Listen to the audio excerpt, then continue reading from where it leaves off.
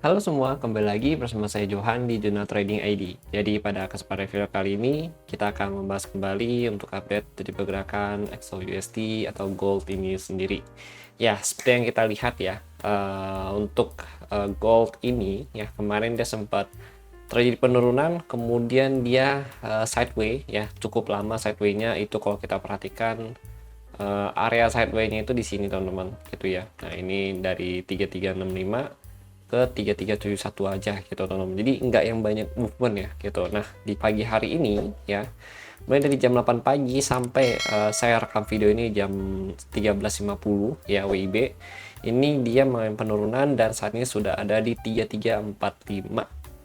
Tuh, jadi kalau kalian perhatikan dari video yang kemarin ya, dari video yang ada di sini ya, saya update ya. Nah ini nih teman-teman ya, ini kita ada tandain kalau catatan itu di atas 3390 cari pijakan entry buy ya, artinya 3390 kan ini ya teman-teman, di bawah 3390 cari pijakan sell dengan FVG 1-15 menit gitu. Nah ini kalau kita perhatikan dia ada sampai di area support ya, yang memang kita targetin itu di 3345. Lalu untuk area sini ya, bawah sini nih, ini sebenarnya ada liquidity gitu. Tapi sebelum saya bahas mengenai teknikal ini lebih lanjut ya, memang kalau kita perhatikan gold ini secara teknikal agak melempem ya, walaupun ya kita lihat Timur Tengah itu lagi banyak perang segala macam gitu ya, lagi US juga lagi siap siaga gitu ya kan. Terus katanya sih Rusia juga udah siap siaga segala macam. Nah ini yang masih jadi pertanyaan untuk orang-orang, kenapa ya gold malah turun di tengah kepanikan antara geopolitik ya, antara kedua negara Israel sama Iran gitu teman-teman. Nah kalau saya bilang kan yang kemarin ya, di video yang kemarin gitu ya, kalau dari pandangan saya memang karena dunia ini menyambut secara positif gitu. Jadi bahasanya bukan secara positif ya, tapi lebih ke arah mungkin bukan hal yang sesuatu yang mengancam gitu teman-teman. Makanya secara gold ini sendiri ya, dia itu bisa dikatakan uh, tidak begitu banyak terpengaruh secara global gitu teman-teman. Nah ini ya yang menyebabkan salah satu dampak dari geopolitik yang memang agak membuat gold ini agak lembek juga ya, atau agak lesu juga kenaikannya. Lalu di sisi lain dari The Fed sendiri, dari hasil FOMC. Nah dari FOMC kemarin kita bahas juga kalau si The Fed ini kan menahan suku bunga dan masih cenderung sifatnya itu adalah hawkish ya. Ya kalau udah hawkish begitu ya, artinya memang The Fed ini cenderung menahan suku bunga atau akan menaikkan suku bunganya kembali gitu teman-teman. Nah ini salah satu catatan juga di mana yang bisa jadi area atau jadi titik balik ya untuk gold itu sendiri gitu teman-teman. Nah kemudian ya,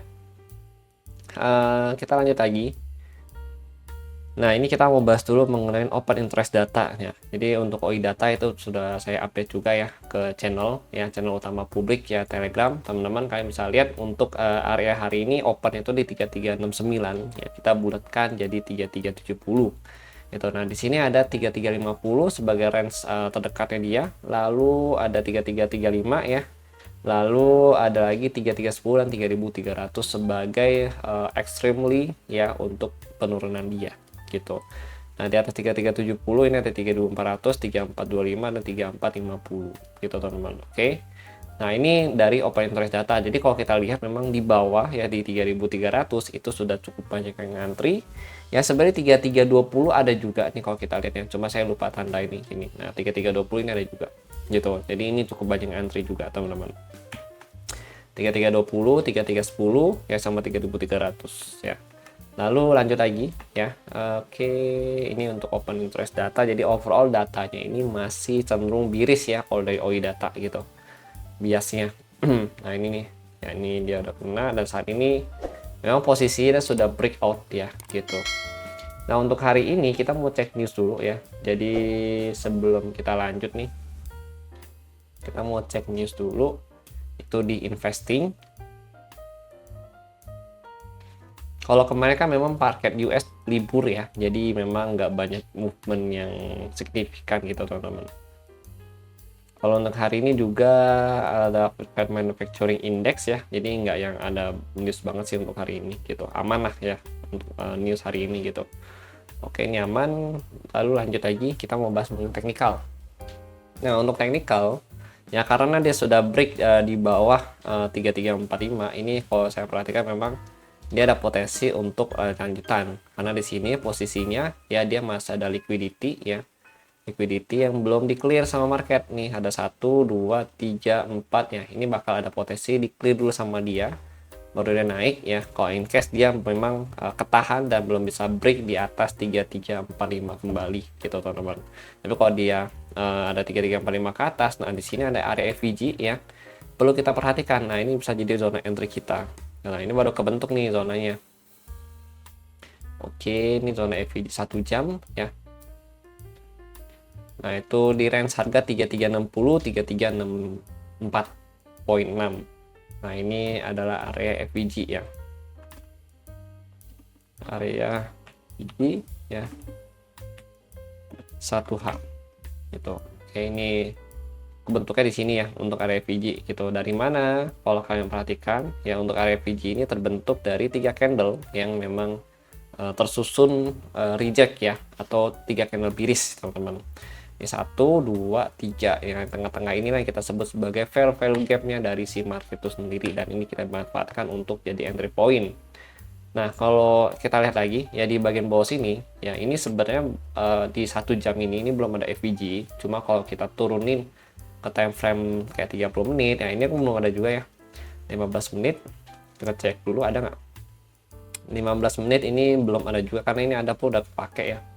Lalu di 5 menit ya, paling minimal sih sebenarnya saya cari di 5 menit untuk FVG. Nah, di 5 menit ini, oh iya ini kan udah diambil, ada. Nah, ini ada nih ya. Ini ada FVG. Oke, ini ada FVG. Nah, ini FVG-nya di time frame 5 menit. Itu range-nya cukup jauh, itu di 3325 ya, 3332. Gitu teman-teman. Ini range cukup jauh. Ini FVG 5 menit ya. Nah, ini kan ada liquidity nih yang nih. Nah, ini kan ada liquidity ya. Nah, ini nih. Nah, yang ini ada liquidity ya. Jadi bahasanya kita beli di bawah liquidity di area FVG ini. Ini 5 menit sih. Jadi emang agak harus scalping ya teman-teman ya. Ini range-nya itu 3332 sampai 3325. Itu kurang lebih 70 pip teman-teman untuk range dari FVG-nya gitu. Jadi kalau misalkan kalian ngerasa ini terlalu lebar ya, terlalu jauh range-nya, kalian bisa bagi dua aja ya. Ini pokoknya kalian bisa cek nih ya di bagian teks ya, terus middle line-nya kalian aktifin. Nah, ini kan langsung ketemu di 50%. Nah, kalian bisa juga ambil di 50% ini gitu. Oke, berarti di 3329 sampai 3325. Nah, ini kan cuma kurang lebih 3 poin ya, atau 30 pips untuk SL-nya gitu teman-teman. Jadi kan secara range juga lebih resiko juga lebih rendah gitu. Oke. Kalau misalkan kalian nggak mau dari 332 gitu. Kalau FVG kita bahas ini memang dari 332 ke 3325 gitu. Tapi kalau karena range-nya terlalu tinggi ya, terlalu lebar gitu, dan kalian nggak mau meresikokan terlalu banyak juga, kalian bisa fokus di 3329 sama 3325. Tapi kalau misalkan kalian mau yang agak high risk, kayak masanya kayak oh ya nggak apa-apa dah gini kan, cuma 7 poin atau 70 pip, ya udah kalian bisa ambil dari 332 ya sampai 3325 gitu ya, teman-teman. Atau bisa di split jadi dua gitu. Jadi di 332 3329 SL di sini ya kan, terus nanti kalian enter lagi limit di 3329 3325. Itu juga bisa untuk menekan resiko yang lebih kecil daripada yang sebelumnya gitu. Jadi ya sebenarnya banyak entry, yang banyak cara, kurang lebih ada 3 cara lah gitu. Kalian bisa ambil full ya, atau kalian bisa split jadi dua, cuma ambil dari 50% sampai ke 25, dari 29 ke 25. Atau kalian bisa split jadi dua bagian entry, yaitu di 32 ke 29 ya, terus 29 di 25 gitu. Jadi tergantung dari money management kalian gitu teman-teman. Kalau yang ini yang 1 jam ini kan 4 poin ya. Nah, kalau menurut saya ini sih kalau kalian mau split ya, kalian split itu ngambil nanti dari area 662 3362,9 poin 4 ya. Nah, di sini SL di sini di 3364 atau di atasnya sedikit gitu, teman-teman. Oke. Nah, kemudian untuk yang daerah sini ini yang 5 menit ini belum ada, ini ada nih FVG tapi udah diambil. Nah, ini nih. Nah, ini ada FVG tapi ini udah diambil FVG-nya nih. Ini kan dari 5 menit ya. Nah, ini udah diambil. Dia udah turun, ini kurang lebih dia floating 18 pip ya atau 1,8 dolar. Ini dia turun kurang lebih sampai 73 pip atau 7 poin gitu, teman-teman. Gitu. Oke, belum ada lagi ya.